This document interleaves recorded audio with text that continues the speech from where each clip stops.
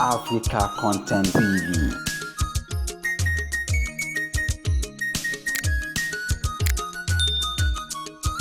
Ti dé gbogbo ọmọ Naija o, àlàáfíà ti dé gbogbo ọ̀dọ́ Nàìjíríà mi o, ẹ má má mi kàn Ayinde.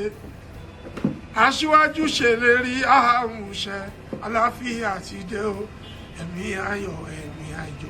Asiwaju ti dé gbogbo Naija o, ẹ̀mí ayọ̀ ẹ̀mí àjò. Owó ń bọ̀ fẹ́ni tí ò ní, ọ̀la ń bọ̀ tó bá ti ní gbàgbọ́. Gbọ̀rọ̀ mi ò mọ́ gbọ́ láwọn Ayinde. Asiwaju Hamida ó ti sọ, òun pẹ̀lú Shettima ó ti sọ, àlàáfíà ti dé o, ẹ̀mí ayọ̀ ẹ̀mí àjò. Àlàálá ọmọ Naija o, ẹ̀mí ayọ̀ ẹ̀mí àjò.